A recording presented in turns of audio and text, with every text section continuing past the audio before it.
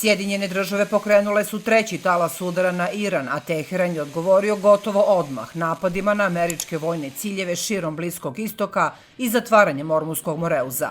Sukob koji je prema prethodnom memorandumu o razumevanju trebalo da bude zaustavljen, ponovo je ušao u fazu otvorene vojne eskalacije. Američki napadi izvedeni su u ranim jutarnjim satima. Mete su bili južni iranski gradovi Asalujeh, Konarak, Bandar Abbas, Sirik i Džabahar, kao i ostrvo Kešem. Prema navodima američke centralne komande, udari su bili odgovor na iransko zatvaranje Ormuskog Moreuza i akcije protiv komercijalnih brodova u tom prostoru. Eksplozije su potresle više gradova na jugu Irana, dok su američki avioni i sistemi za rano upozoravanje i kontrolu intenzivno delovali iznad Persijskog zaliva. Mete novih udara bili su vazdušni radari, skladište raketa i dronova, sistemi protivvazdušne odbrane kao i lokacije za skladištenje i lansiranje iranskih projektila. Američki ministar rata Pete Hegseth poručio je da je Iran napravio loš izbor i da sada plaća za to. Vašington tvrdi da su napadi bili usmereni na iranske kapacitete u zoni Ormuskog Moreuza, dok Teheran optužuje Sjedinjene države za grubo kršenje dogovora kojim je trebalo zaustaviti vojni sukob.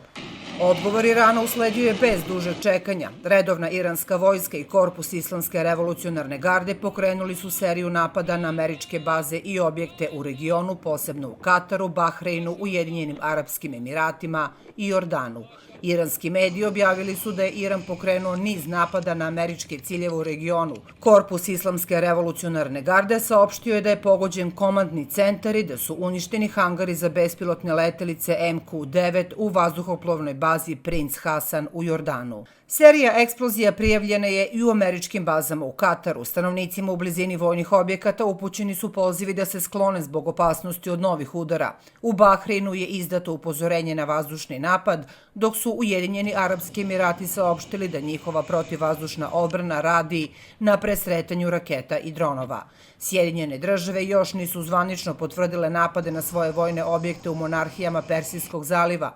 Ipak, uprkos strogoj kontroli informacija i cenzuri u regionu, na internetu su se pojavili snimci dima iznad baza i vojnih zona.